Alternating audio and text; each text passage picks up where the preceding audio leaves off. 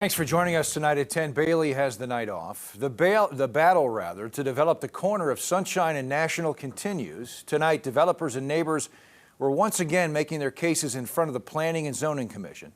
Parker Padgett's been following this story for months. He's live after attending tonight's meeting.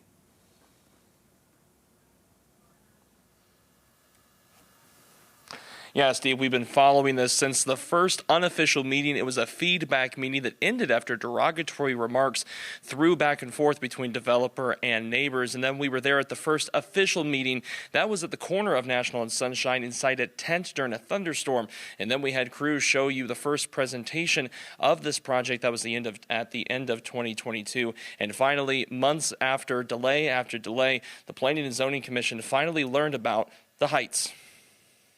It's good. It's good to be moving forward and having next steps. So I think we're pleased with that. Planning and Zoning finally hearing from developers and neighbors about a potential development. I would say excited, nervous, and scared are all good adjectives. Yeah, there's a lot of emotions all the way around on this matter for sure. The heights would be placed on the corner of National and Sunshine, but has spawned a back and forth conversation. I think probably everyone does feel like single-family home use is probably no longer appropriate for what's almost the largest intersection in the city.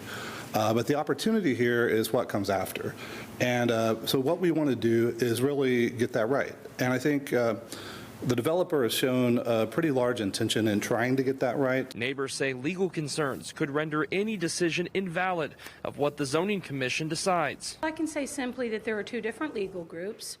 And one of those legal groups, which is comprised of residents, of course, of University Heights, is working kind of, just to sort of borrow a term, with administrative law matters. They've had many more meetings that are required by the process.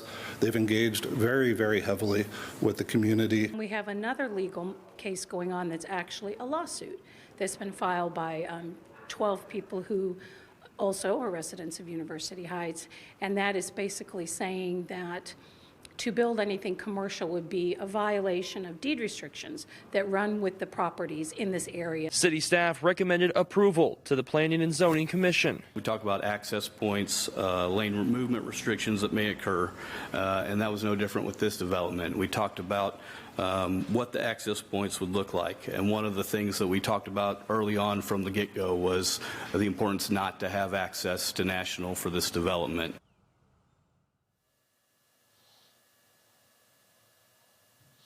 Just before this story aired, the Planning and Zoning Commission voted 5-3 to table the debate and vote on this project until April 20th.